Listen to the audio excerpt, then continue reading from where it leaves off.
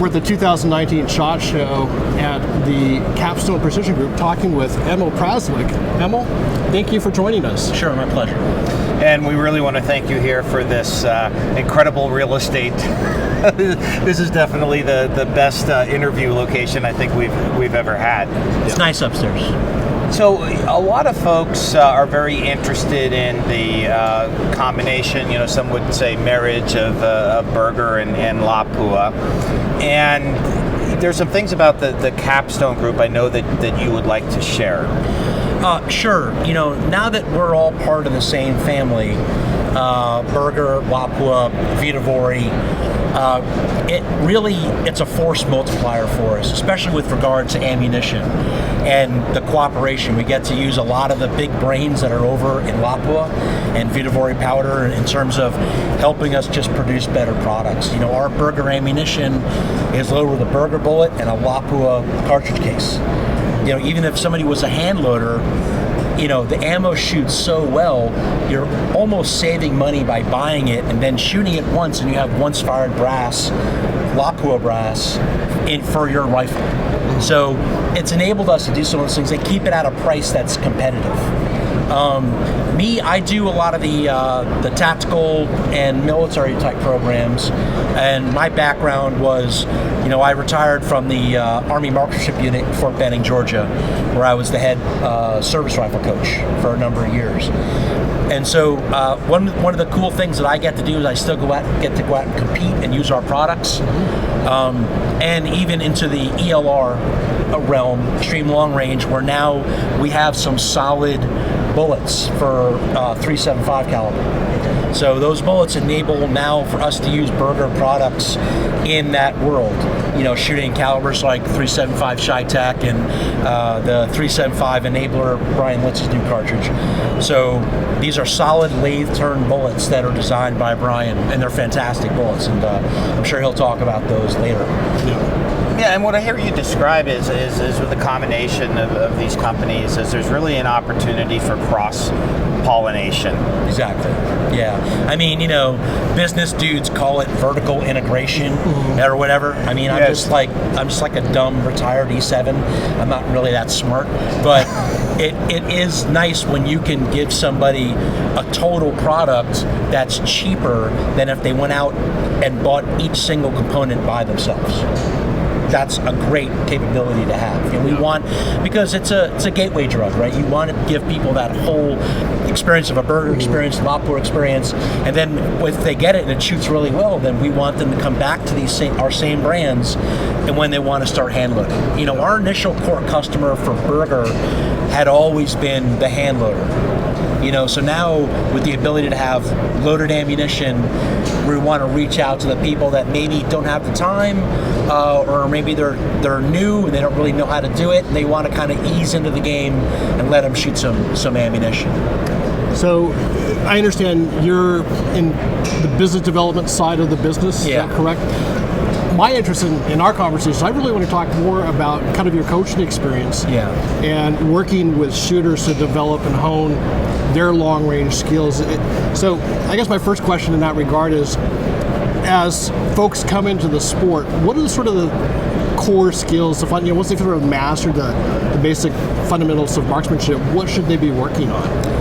So, when we taught marksmanship in the Army, and when I taught my guys at the AMU, you have to be able to, positional training, when no matter what the sport is, that rifle has to be not moving, or as close as you can make it while you're moving the trigger. So especially sports like PRS and NRL and things like that, that positional training to where you're gaming all the different accessories to where that rifle is moving as little as it possibly can. It sounds super simple, but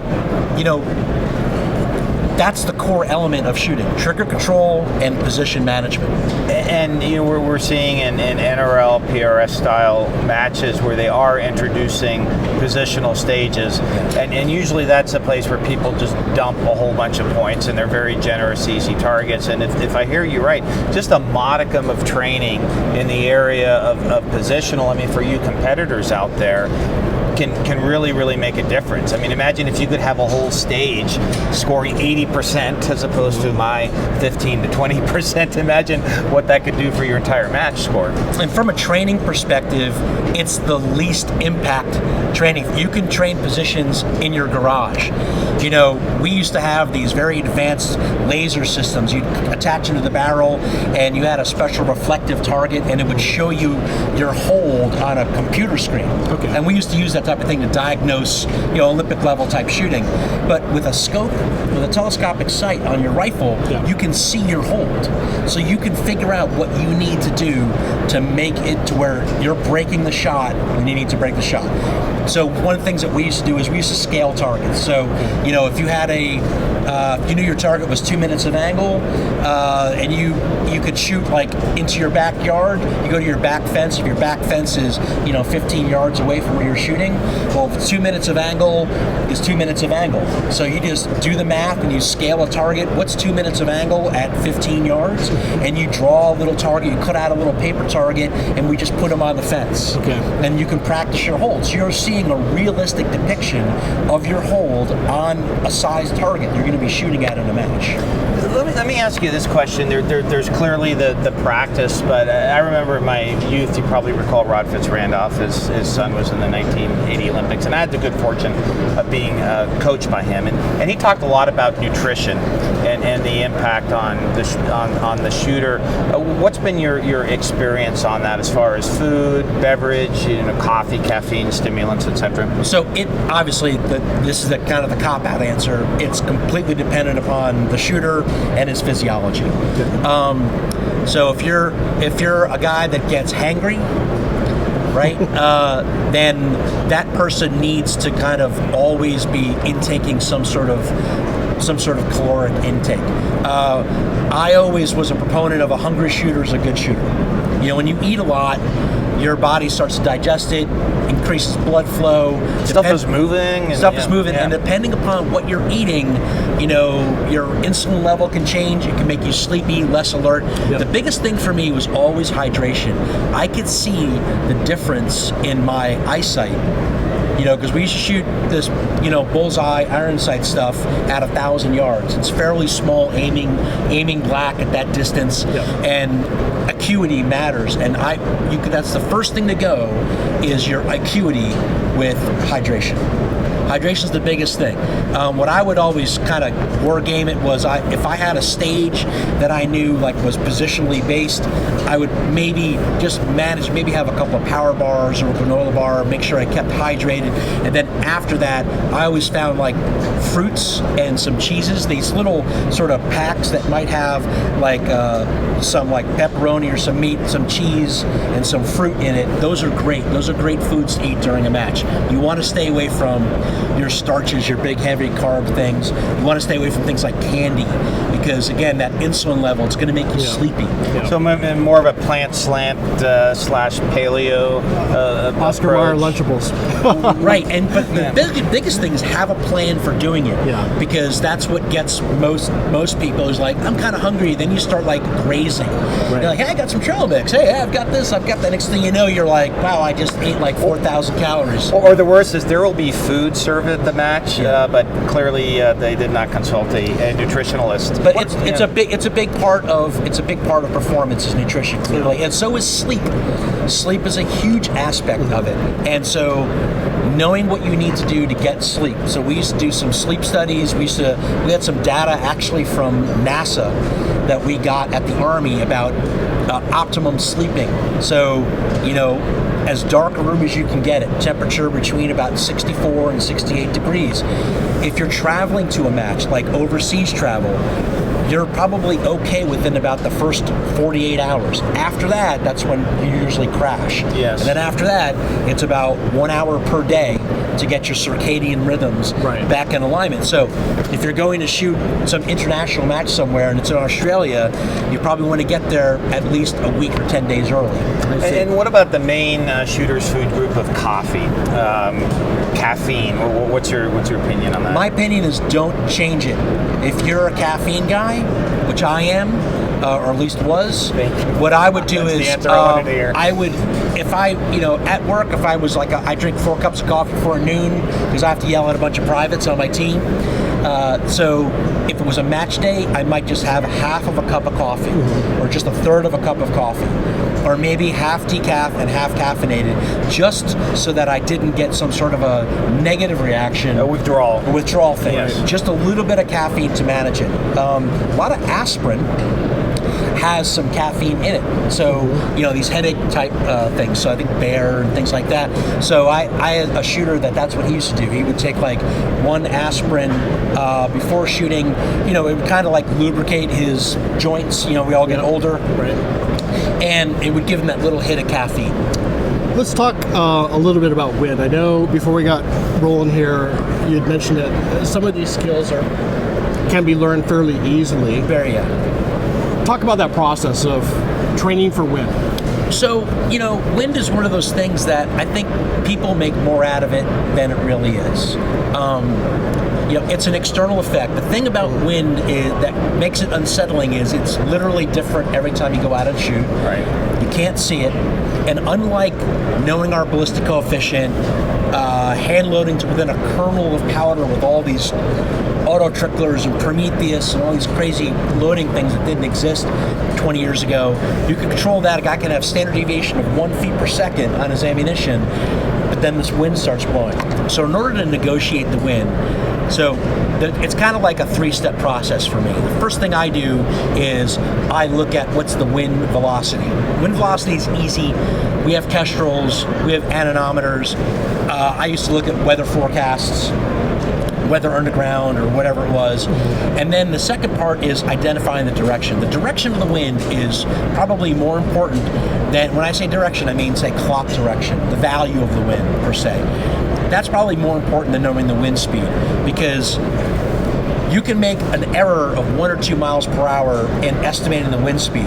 But if you make an error of 1 hour on the clock, you might, in a 10 mile an hour wind, you may have missed the wind by 2 miles an hour or more. So my process goes, I assess the wind speed, and I try to stay away from the kestrel if I can, honestly, because it tells me the wind where I'm at. It's a great tool, and I do use it, but in an environment, I may use it just to see where it is, where I'm at, but most of my focus is looking downrange at effects of terrain. You look at any of these old school rifle manuals, and they'll have some sort of chart that says, hey, the wind blows at 3 miles an hour, you feel it on your face, and at 8 miles an hour, the leaves are in movement, and blah, blah, blah. Those charts are great.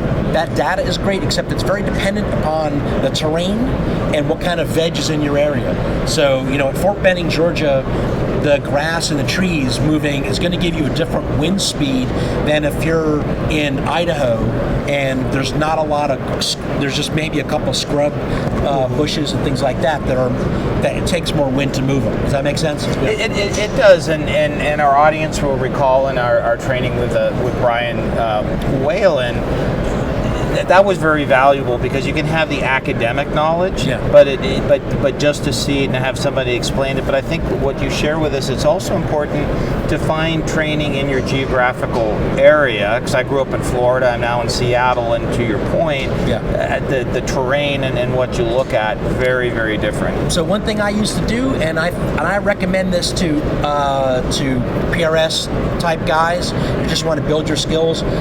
What I would do is I would give a kestrel to one of my soldiers, and I'd send him downrange with a radio. So we're not shooting, this is just wind training. So if I looked at, say, maybe some tall grass or a tree or some bushes, and I want to figure out what the wind speed means when I see it move a certain way.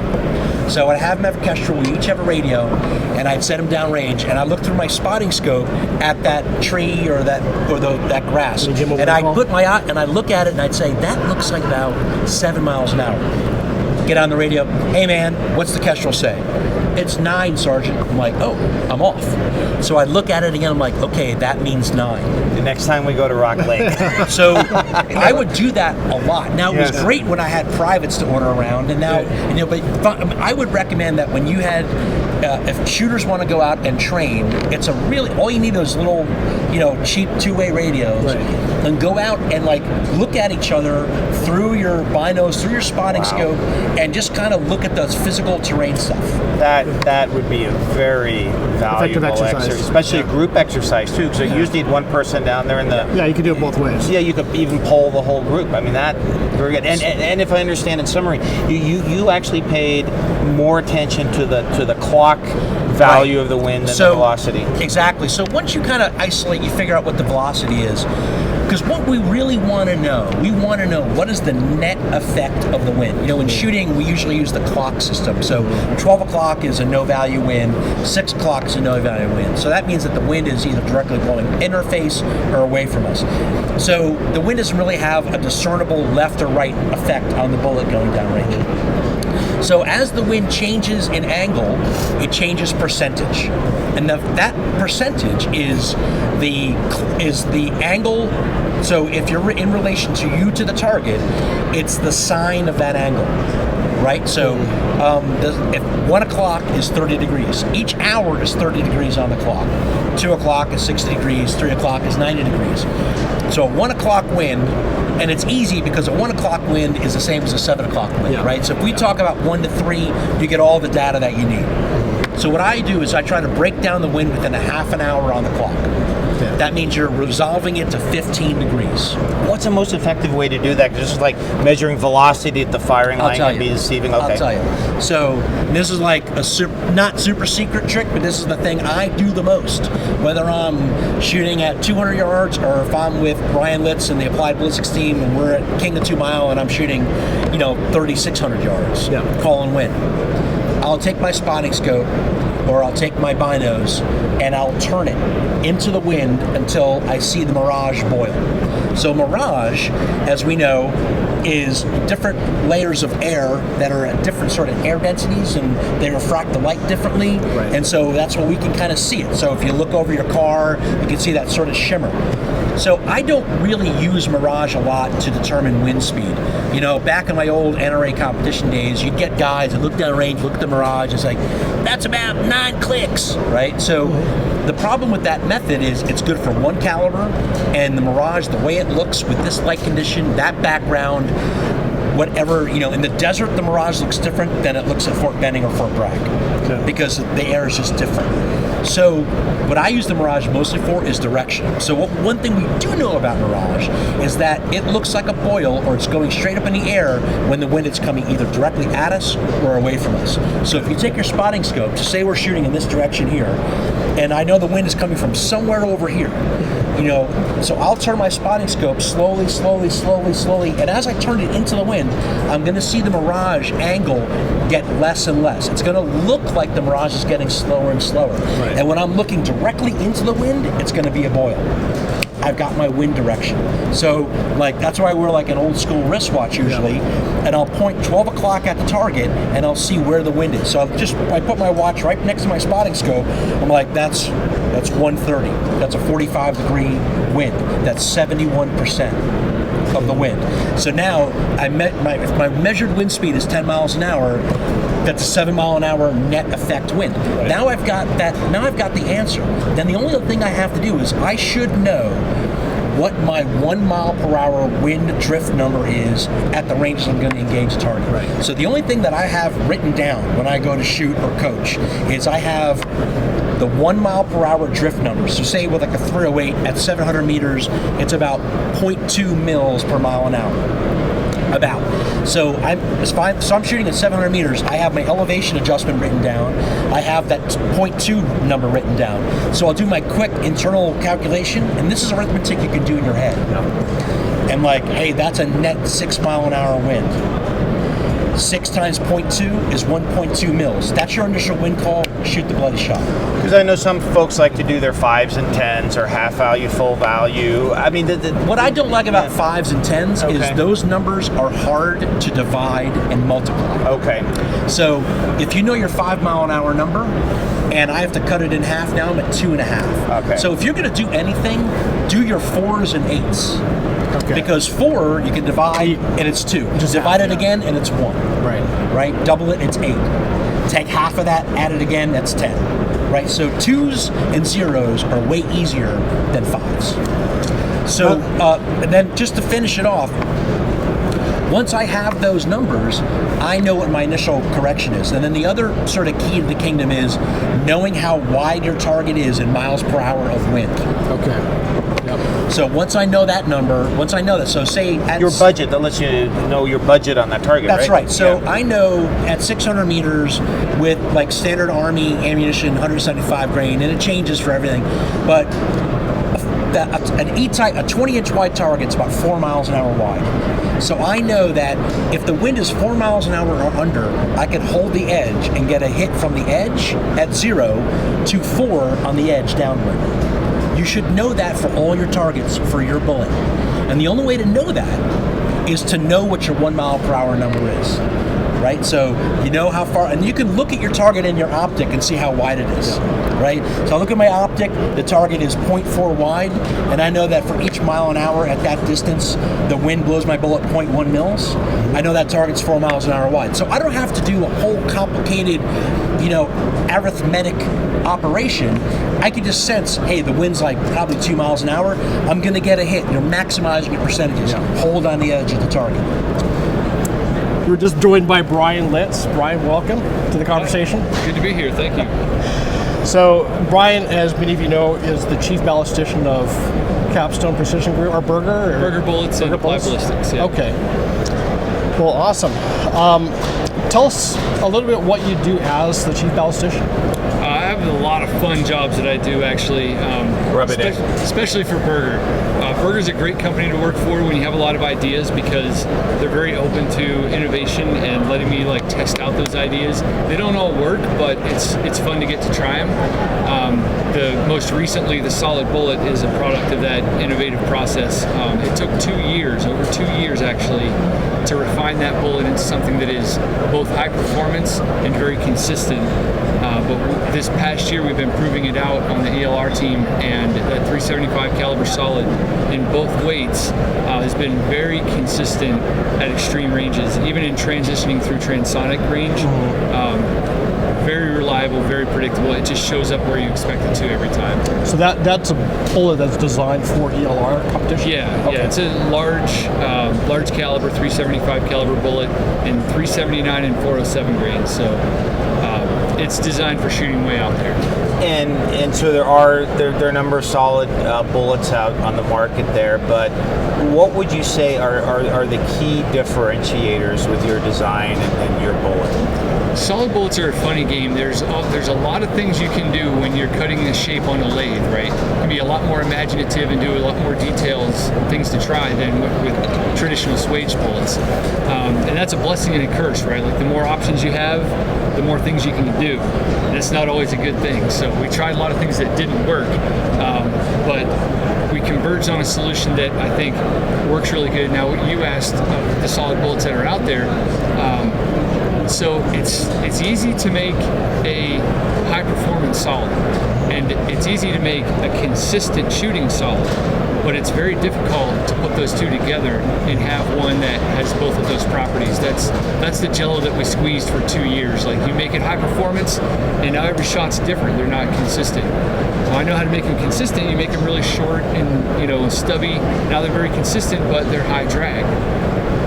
For a bullet like this, you need both of those in the same thing, and it took a lot of squeeze and jello, but we have met our goal with it. And if folks say they're shooting traditional swage bullets and they decide to transition to a solid, are there considerations as far as barrel twist rate? Do they need to change their twist rate, for example? Yeah, solid bullets require faster twists in general, and the reason is that they're lower density, right? They don't have a lead core that's really dense. So for for a given weight bullet, it's going to be longer, and that requires a faster twist to stabilize. I see. Now, many of the folks that are shooting burger bullets or others that are a hybrid design, that's actually a combination of tangent and secant ogives. Yep. Tell us the difference for the folks that may not be aware. So a tangent ogive is a circular arc that meets the bearing surface on a tangent. It's a seamless transition. There's no visible discontinuity between the curve and the straight part. Now, the features of a tangent design, they're typically very inherently accurate, right? You can jump them, you can jam them, you can load them any way, and they're usually pretty accurate. But a tangent ogive is not the lowest drag shape. It's a higher drag aerodynamic profile. A VLD shape is kind of the opposite of that. It's also a circular arc section, but it doesn't meet the bearing surface smoothly. It meets it abruptly. That's where you see the discontinuity, that very aggressive shape. And the properties of a VLD nose is that they're very low drag. That's actually the Berger's coined phrase for the VLD bullet. But that shape is more sensitive to seating depth. So the hybrid design combines the best of both of those. So the base of the nose is at a tangent to the bearing surface where it engages the riflings. So you get the part of the bullet that makes it inherently precise mechanically. And then forward of that, the curve transitions to a longer radius secant nose. So for the majority of the nose length, about 80% of the nose length is a secant or VLD shape. So it's kind of where you get the best of both worlds. Now, on the solid bullet design, it's different because of the way the bullet engages the riflings. It's completely different than a conventional bullet. You can see in the pictures, it's actually a stepped shape from the bore rider. The front part of the bearing surface on the solid bullet actually goes up into the riflings and doesn't engage the way a typical bearing surface does. And then part way back, there's a ramp up to the groove diameter that is actually what engages the rifling. So that's done so that you can limit the amount of length on the bullet that has to be engaged by the riflings. So that keeps your pressures down, velocities up, and it's a very easy thing to do on a lathe because you're cutting it. You know, if we could do that same thing with swage bullets, we would, but it's the lathe turn technology that lets us get that detail in there. Now, I know for a while you all have offered a rebated boattail bullet, and as I understand, the theory is that it obturates in the barrel. It's a little more forgiving. With solids, is there less of that forgiveness, or is there a degree of obturation, or would a rebated boattail, say, on a solid, give you that obturation that you would see with a swage bullet? A rebated boattail doesn't really affect the obturation of a bullet. It's whether it's a lead core or a solid, and solid bullets don't obturate. Not like a lead core bullet does. A lead core bullet under 60,000 psi, believe it or not, is quite malleable. Like it conforms to the shape of your barrel, whatever it is. So if you have like sloppy chamber tolerances or a loose barrel, it doesn't matter to a lead core bullet because it's going to expand to fill it, seal it, and go. But a solid bullet, it is what it is. You hit it with 60,000 psi, it's like, what? I'm not changing shape. So you have to have a much better matched chamber to not suffer any adverse effects of the not obturating. So then I must have been under the mistaken impression that the rebated boattail helps with obturation. What is then the benefit of having that rebated boattail? Rebated boattails, there's one benefit of a rebated boattail is that those boattails are easier to make. Okay. So if you're making bullets on hand press, okay, that's like a loading press that's outfitted to make bullets, that's not a very rigid press. And when you think about the shape of a die that would have to press a boattail shape on, it's like an inverse cone that has it would have to have sharp edges, right, to make a smooth transition from the bearing surface to boattail.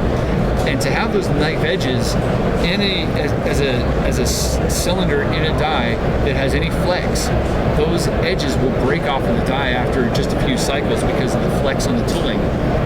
In order to make a conventional boattail bullet with a die like that, you need the large industrial presses that don't flex at all. So if you want to make bullets on that small hand die, what you do is you truncate the top of that boat tail punch about 15 thousandths, so there is no thin knife edge portion of that die, and that'll allow you to form a boat tail that ends up being rebated, and your tooling lasts a really long time. So the benefit of rebated boat tail is mostly a manufacturing benefit, not so much an internal ballistic or external ballistic benefit. Okay. The rebated boat tails that Lapua had for years, since over 50 years, that's kind of what they told us, the engineers, that initially when they were making, like Bryan said, when they were making boats, they wanted to have a boat tail. Manufacturing wise, with the engineering that was available back in the day, that was the easiest way for them to do it, and do it in an industrial capacity.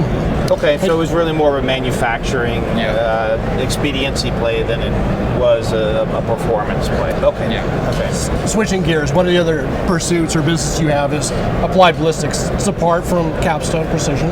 Tell us a bit about things that you might be working on. I'm very interested. Are you working on Volume 3 of Modern Ballistics? What sort of things, or where do you see your focus there?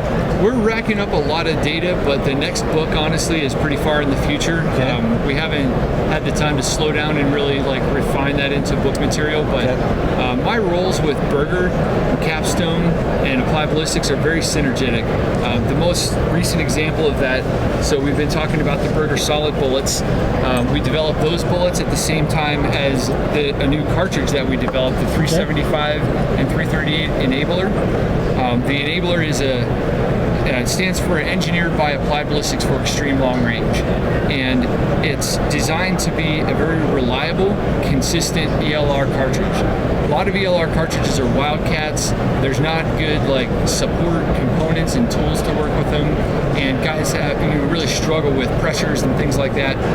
The Enabler is a standardized cartridge. Peterson Cartridge Company makes the brass. Burgers makes the bullets. We developed this cartridge for a weapon system that we're delivering for a military contract.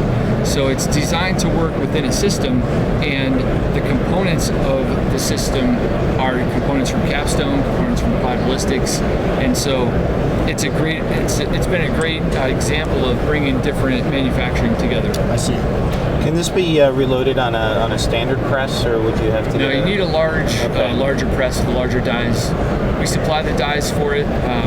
So the 375 caliber version of that cartridge pushes the 407 grain solid at 2,800 feet a second, and the 379 grain solid at 2,900 feet a second.